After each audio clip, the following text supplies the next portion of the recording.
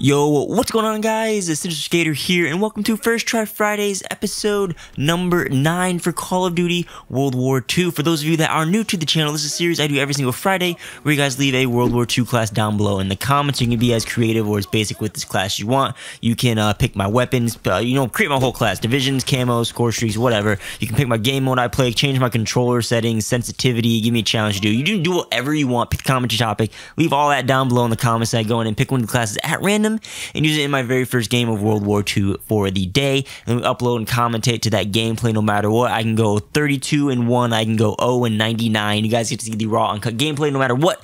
It's a pretty fun interactive series to do. So this week got a topic that'll take a while to talk about, I think, so I want to get going in this class right away. It was suggested by Takeout for 25314, who wanted me to use his D-bag class, which actually was a really fun class to use, not gonna lie. I learned some new stuff about World War II using this class. So this consisted of the Expeditionary Division with the combat shotgun as my primary. We have the advanced rifling and rapid fire attachments on that.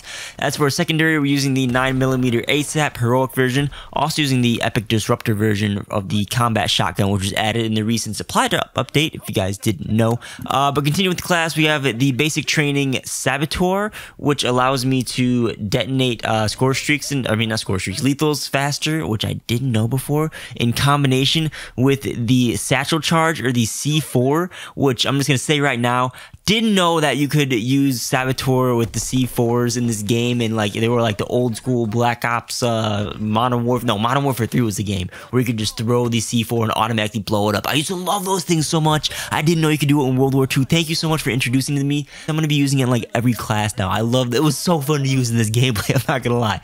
Not over-exaggerating. To finish class up, score streaks are Molotov Cocktail, Recon Aircraft, Counter Recon Aircraft. In the game mode he wanted me to play was Domination, and I had to use my fire shells for the Expeditionary class on my shotgun as frequently as possible. So we went 39-15 overall, playing some Domination on the map Ardennes Forest.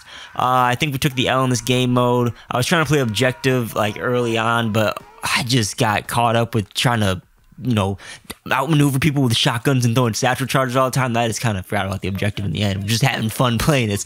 I think for the gameplay, there aren't like any huge streaks. I got my score streaks a lot because they're really low, but I was just like having fun, just getting a bunch of like multi-kills and quick kills and then dying and doing it all over again. So hopefully you guys will see some of that in gameplay. Yeah, it was fun. So thank you for that, Takeout. I really appreciated it. With that said, that's it for this week's gameplay coverage.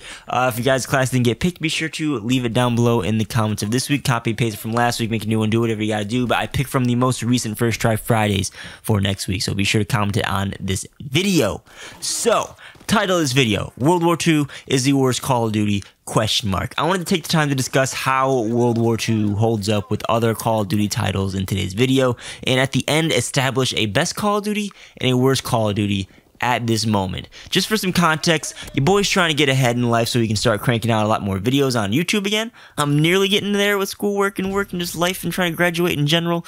But I'm looking to like finish best to worst soon. I never finished it. I want to do my secondaries finally, and then I wanted to expand it to a whole variety like Call of Duty best to worst topics, including one of the first ones will be best to worst Call of Duty titles, and I wanted to discuss that in this video and get you, yes you who's watching this video right now, I wanted your opinions down below in the comments so I can get a better understanding and help me form this best to worst list, because everyone's opinion is different. I know a best to worst Call of Duty list will just be like all over the place and a bunch of different opinions. So let me start by talking about World War II. I'm going to go multiplayer and campaign stuff briefly, and then we'll compare it to others in the end. So overall, right now, World War II is a neutral Call of Duty for me, and it could go in either direction. It could be good or bad, but right now, it's kind of in limbo between neutral and bad, and it really relies on future updates and DLC to bring the game as a whole up to a memorable, like, good status for its legacy remembrance in the Call of Duty franchise and how we'll look back at it. So let's start with multiplayer. This is what a lot of people play and like to talk about and play Call of Duty for. Multiplayer is interesting. things are tricky. I have no issues with the gameplay or the weapon balance or anything. I like all that stuff. There's a variety of weapons. The class system is kind of stripped down, but it's workable. You know, the maps, they were kind of thin at launch, but the DLC ones have been really fun to play and really nice. I'm pretty sure it's going to greatly improve the game as a whole as we go on through the DLC season. The game modes, there's plenty of them. War is a welcome new addition. Very fun. It's so awesome. Weekly game mode, and especially the Leprechaun Mosh Pit, was absolutely amazing. I need that to be like a permanent game mode type. Maybe without a Leprechaun, but actually a little zombie. I don't know. You know, the headquarters feature is a huge welcome innovation. Everything that associated with it. Kind of forgot how awesome headquarters was. It's tempting me to raise my approval of World War II a little bit as a whole. But moving on to the plot drops, they're pretty good regarding like content drop rates and the way you can earn them, and they're pretty accessible. Besides that, like we'll go get to supply drops more in the future. But the problems I have with World War II multiplayer are two things. Two main points. It's depth and challenges, or longevity for the most part. And both of those are crucial to replayability, which I believe is the main problem with Call of Duty World War II. Lacks replayability. As for depth, the classes, while the divisions kind of stripped them down, you know, they work, but they're so restricted. You can't really customize them too much. I like to use a bunch of different stuff. World War II feels like a very watered down version when it comes to class systems. The score streaks are hard to obtain in most game modes, and they're what spice up gameplay. And we so need rewarding and earnable score streaks in a boots on the ground Call of Duty game. I mean, that's what spices up the gameplay, makes it enticing to play. We saw that with the positive feedback with the Leprechaun Mosh Pit playlist and the want for Domination XL, because it's so hard to earn score streaks in Domination. You know, weapon variants, just loot items in general. I don't think this weapon variant only without affecting stats is the way to do supply drops in Call of Duty, to be honest, or at least the way that Sledgehammer is doing it. You know, just none of the, after a while, the variants, they don't mean anything. They're just like, some of them are cool to get, like the Blade 2, and then, you know, it's like, cool, I got it. There's no real need, there's no real cool looking, like, weapon cosmetic variants that are like, man, I want to get that. It looks so different. They're mostly just a bunch of, like, rusted looking guns, and the heroic one's very shiny. They need to spice it up a little bit more. That's why I'm saying it doesn't really work. There's no want to get the variants anymore for me. It's just like, oh cool, I want to get all the heroics because I just want to collect them all, but collectathon, keep that term in mind. We'll get back to that. Besides that, there's no reason to want them. They do XP increases, but after a while, especially when you reach the higher prestiges or mass prestige like me, there's no need or want to get the XP variants anymore. It's weird. It all comes down to this game is very grindy, especially after the new loot system, like the army credits to buy your quartermaster orders and all that, or contracts. It takes so much credits, and you have to like grind them up and then open supply drops, and just the game feels very, very grindy. And that's where longevity comes in. And, you know, the first thing that comes to mind with longevity is the rewards for leveling up and prestiging. Yeah, you get classes when you level up, but halfway through prestiging for me, I lost interest. There's no rewards that are like, yo, I want that. I want to prestige and get that. It's the same thing over and over again. You unlock tokens, extra class, calling card, new helmet, and, you know, nothing else that's really memorable. And like the XP earn rate when it was nerfed and just in general now is pretty slow, and it also discourages people from leveling up.